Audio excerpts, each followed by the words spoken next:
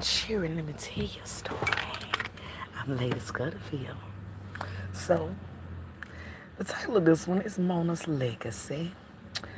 My former mother-in-law was a tacky bitch. Oh, Lord have mercy, I'd never seen such a tacky woman, but it's a bunch of them out here, damn it. They need to just get together and form a goddamn LLC, just Tacky Bitch Incorporated. Tacky Bitch LTD. She was a maid for some rich white folks in Collierville. And then she was getting a crazy chick and working under the table. Then she was selling a little crack and selling a little pussy. Child, that motherfucker was just doing too much and not enough at the same time because her ass is damn near 70 years old and has nothing to show for it other than an ID. Nah, not a DL, an ID that says she's 70. Some people are just going to be, and I had to come to this realization, some people are just going to be trash. It is what it is, because there must be balance in the universe. Everybody cannot be an exquisite person, because then everybody's one, and then what? So there has to be a top, there has to be a bottom. And if there was ever a bottom to have, it is this woman. Okay, Mona Lisa. That's her name, Mona Lisa Hernhole. Let me see, what's her name? Mona Lisa Hernhole Johnson Smith Jingleheimer Jones, whatever the fuck, was born on December the 12th, 1961. Her mother was a drunk-ass woman named Miss Bessie Mae Cook. Bessie had a shitload of kids already. And she don't even realistically know who this woman's father is, because she knows it's not her husband's kid, but she had married another man named Mr. Floyd. Mr. Floyd's ass is suspect if he's the father or not. It's all trifling and confusing. She's the crossover kid from between the husbands. She was fucking Mr. Floyd, and according to the elders in the community, miss, all that hoe used to do is sit up on the porch all day long, getting drunk and keeping up shit and fucking everybody in the neighborhood, gal. I said, did you get a little bit of that Virginia ham sandwich, sir? No, girl, I got a wife. But it ain't like she didn't offer to sell me none. I said, how much was she selling the pussy for, sir? $2 and $10. I said, what, $12? He said, no, girl. $10 and a $2 bottle of T.W. Samuels. I said, so still $12, $10 in cash, $12 complete cash and prices. And women actually did that. He said, yeah, shit, well, what else were they gonna do? I says, so I was just so speechless when I interviewed these people. And so I asked him, I says, okay, if the Virginia ham sandwich was $2 and $10, if she slept with more than one person for the day, do they collect the liquor bottles from all of them, or does it does she fuck the first nigga, get the $2 and $10, and then fuck the second nigga and just get $12? The man said, girl, I don't know shit. You act like I'm the goddamn pussy accountant. I said, not the pussy accountant. He said, well, yeah, and whatever. But that she just was a loose woman. I said, so then what, Mr. Willie? He said, well, time went on with time. And it's, they just let the gal just do whatever the fuck she wanted to do. I said, like what? He says, well, she be down yon. What's going on, Crypto Billy? She said, well, she be down yon, standing on the corner, right down yon by the Derby. I said, y'all had a racetrack over here? No, gal, you just hush. I said, shit, y'all doing too much over here in Pohoria now. Come on, tell it now. Shit, I can't be out here all day. Dark is coming. His ain't that shit. I can't be out here all day, goddamn it. Dark is coming.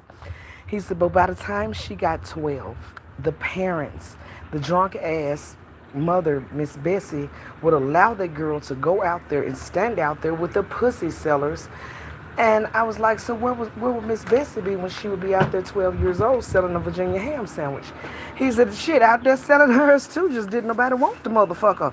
I think that's why she brought the gal out there. Because, the old hoe get wore old hoe get wild after a while. You want some, listen to this word, fresh meat. I said, well, the meat wasn't too goddamn fresh. I said, Mr. Willie, how old do you reckon she was when she started diddling in the middle and the under yonder? He said, about 9 on 10, because, that's when they pops out with them titties. And that was a different day and time. The gal might be 12, 13, 14 years old. Nigga be 30, 40 years old. I said, ain't nobody better than eyelash. He said, well, gal, it was just a different time. I said, different time, I asked. Y'all set up, and realistically, the 50s and the 60s were molesting children and nobody had a conscience. He said, well, some of us did, right, no right from wrong, but plenty of niggas didn't. I said, why you didn't beat their goddamn asses if y'all caught them with young gals? He said, because for one, that wasn't against the law then. They didn't make it against the law until about the 70-something. And when they did, it was already kind of too late because you could marry them damn gals if the parents, agreed to it. I said, you can still marry them if the parents agree to it. You're right, Mr. Willie. So, this lady, Mona, at the age of 13, and I'm not quite sure look, I don't be at the meeting with the Lord and the birds.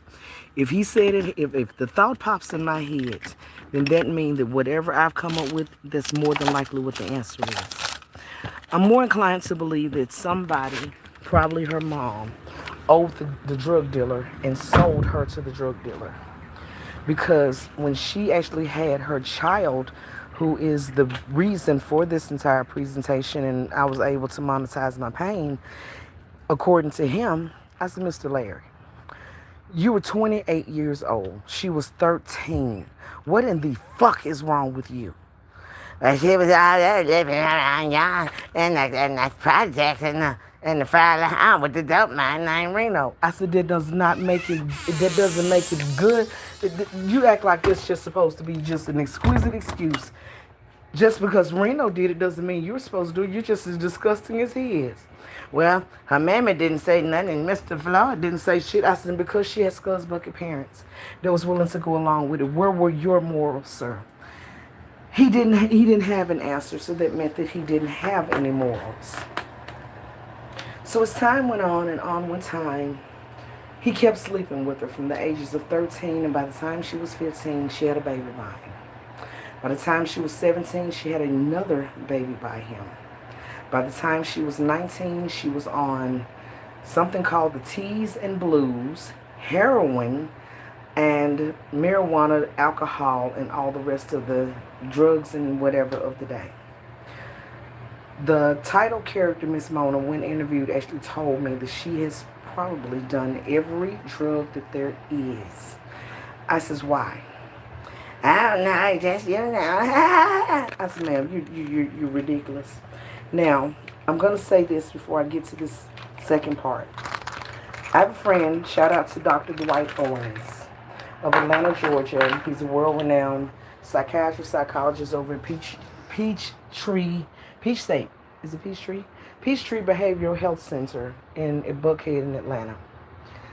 And I used to be his personal chef. We used to swap it out for therapy versus, therapy for chef work, barter situation. And I overheard him one time tell one of his clients that who you are at 13 is who you're going to be at 30. He also told this lady that when people have faced a major trauma, especially early on, their minds are basically welded to that point of traumatic, injury. I personally, now that I have a somatic counseling certificate and trauma-informed counselor, I call it the moment of the fucking. Everyone has a moment that I call the fucking, where something went on in your life and it just changed the course of your existence forever. I do believe that her moment of fucking came when she was somewhere between that 13 and 19, because after that woman took every drug that was available, she said, for over 40 years. Like, ma'am, you ain't tired yet, Miss Hilly. Do you get tired? Do you need to call Kevin Gates? What's the Birdman? Is you finished? Is you done? When she finally did stop, she'd been smoking crack. When she finally stopped smoking crack, rather, because she was still doing other drugs. When she finally stopped smoking crack, it was the year that the Oklahoma bombing that building out there, the federal building in Oklahoma when it got bombed.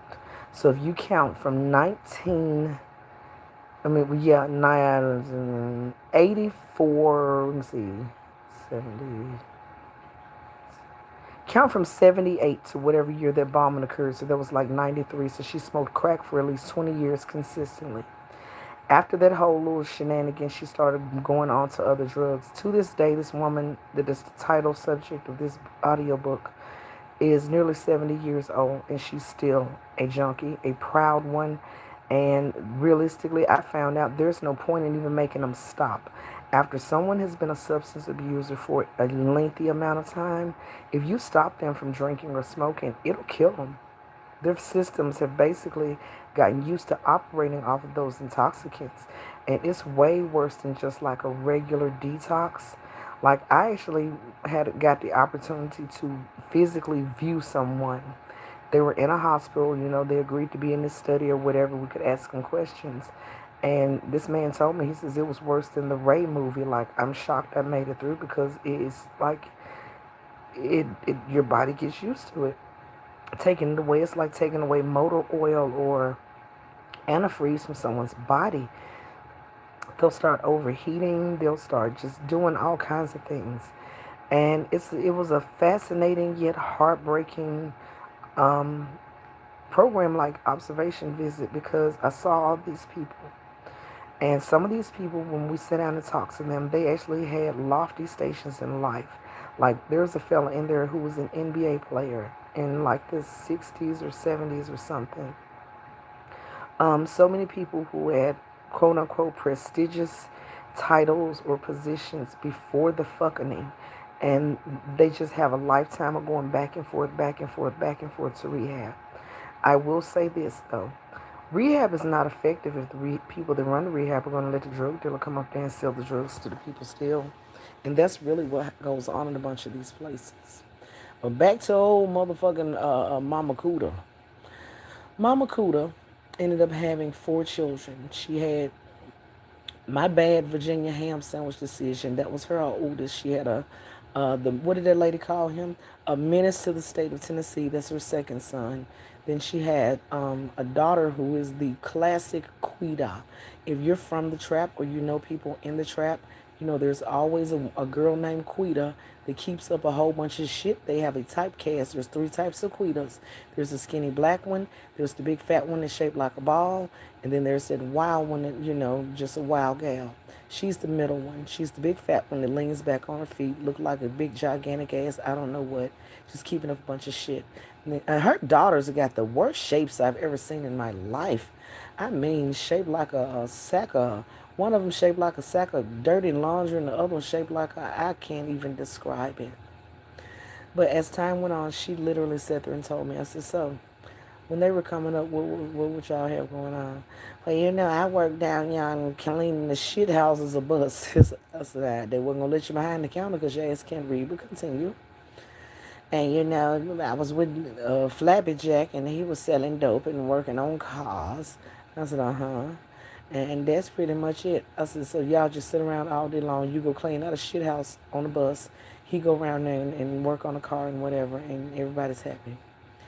I said, so tell me, I got a story to tell you. I said, come on with it, bitch. That you wanted a book about your life, but unfortunately, your motherfucking people who be interested in your funky book can't read. So everybody has to be punished, and this has to be an audiobook. But come on, you ridiculous bitch. Ah! And I thought about what Dr. Owen said. This woman is so immature that I think that mentally she's stuck back at the moment of the fucking, like between somewhere, like I said, 13 and 17. I just can't put my finger on it. But she sat there and she told me a story of how they would sit and watch their neighbors go shopping. And then when the neighbors would leave the house, she would actually get her children and put them through the neighbor's window and shop in these fucking people's houses. And I says, what would they be getting? I don't know, some meat, some this, that, and the other, some washing powder. And she proudly told me this. Back during the time period that all this occurred, the Memphis newspaper actually used to publish burglary reports, and it would have, she's not lying, they probably did, they know probably they did. because they would have burglary reports like a burglary in the 200 block of Main Street, and the thieves took jewelry, electronics, food from the deep freezer, laundry products, clothing, etc., etc. And like you got to be a weird ass motherfucker to break in someone's house and take their groceries and cleaning products and bath items. And it was just, if you are bored and you got some good sense, go and look through the commercial appeal archives for the 70s, 80s, and early 90s, and you will see a link and put in like your keywords burglary reports, and it will show you all kinds of weird shit people were stealing from people's houses.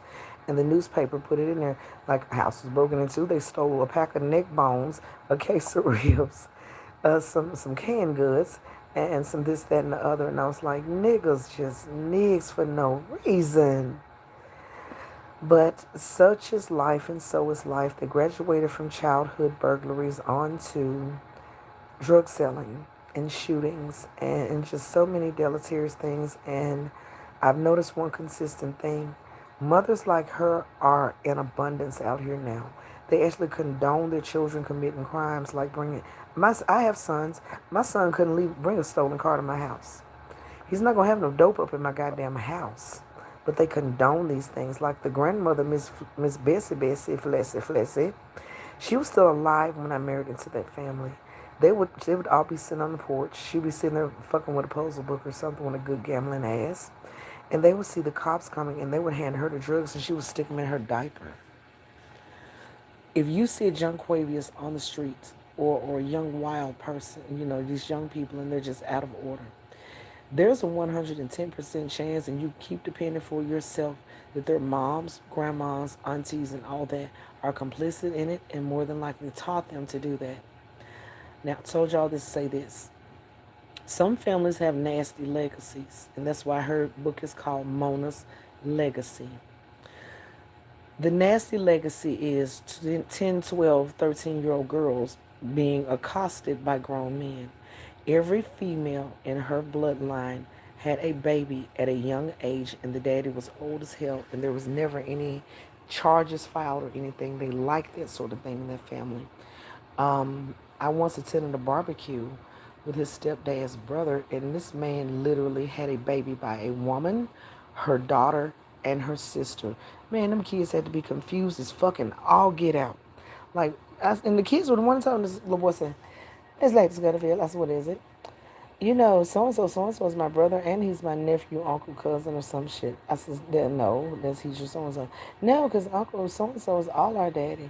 So I went to this man. I said, "Sir, why in the fuck are these children over here telling me these exquisite woodland lies about you're all of their father?" "I is." I said, "So you mean to tell me you screwed Miss Cracker Jack and her daughter and her niece? Listen now, and I'm gonna close on this. Nickel, nickel, penny, penny, family push it good as any." Some people actually do that in their families, and they're not hillbillies in the backwoods of Alabama. They're black people living right in cities like Memphis and St. Louis and Atlanta. Anywhere where you find a close-knit neighborhood where people refuse to leave or migrate, there's a 9 times out of 10 they're fucking kinfolks. Usually their cousins or whatever. But Miss Sophia said, a girl child ain't safe in a family full of men's. So I'll leave you on that. Can't wear your ass out too long. Yep, they told me to do 15s, and I did 18 above and beyond as per usual. Tune back in. I'll be dropping these little doohickeys. The bitch ain't got that big of a book because she ain't accomplished fucking nothing. It'll go real fast, people. This lady basically has nothing to say for accomplishments. She didn't graduate high school. She did not go to college. She's been a maid her entire life, and in latter life, defrauding the government by working on the table, claiming that she's disabled at the same time. She has no accomplishments to speak of. None. Like, none. I can realistically only give y'all a few chapters, maybe 10 at the most of these, because I said I was not going to waste a bunch of time on this bitch. Just retelling the trap ass ridiculous robbery and fuck shit stories that she told me. Other than that, there's nothing else to report. I gave you the family history. She has done nothing with her life. Nothing. Absolutely nothing. I want whomever when I get to the end of her chapter before I start on the next audiobook. Learn something, people. If nothing else, learn something from these videos. Yeah, they're cute, they're jackass, they're coonish, whatever, because they told me that you have to do that to entertain children. And the average black American right now is cracked out, fucked up, intoxicated on something, and has a low IQ. So I have to do all this cooning and jackassing just to get my point across. It's fine. I like cooning and jackassing, and I'm talented. So I'm like Miss Eminem. I'm getting as many meals as I can out of this 10-pound bag of cheap ass chicken leg quarters. Children, go make your snack. Go roll up. Whatever the fuck it is you got to do, because I'm about to do it too. I'm not roll up, but I'm fixing to go put my little bullshit I just bought away. And I need to call a client. So go get your shit done. Right now, it is just right at 3 o'clock in my time zone. I don't know what time it is in yours, but I'll be back at 5 p.m. and I'll give you a longer one because I'm going to try to wrap her shit up in like 3 or 4 videos and move on to some more delightful people that we can talk about. All right, be good, be blessed. Keep the nigga shit away from you, and if they resist, hit their ass and don't even pull it out your pocket. Just shoot straight through your goddamn pocket and tell them, I was afraid for my life. Don't kill them, just hit their motherfucking ass across the lap, right leg, not left, and they'll be all right. They'll live through the night. If you got to stab them, whatever you stab them with, leave it in them, and the doctor can get it out, and they won't bleed to death. Now, I hope you learned something. You've been entertained, engaged. Hopefully, a cautionary tale of not doing fucking all the drugs that are well, she says, I did all the drugs, and they can live. Don't do all the drugs that are available, people. It'll end in calamity and catastrophe. You'll get old, you'll die, and your family will have 72 hours to pack up your flotsam and roaches because you don't own the property. See y'all at 5 o'clock. Bye-bye.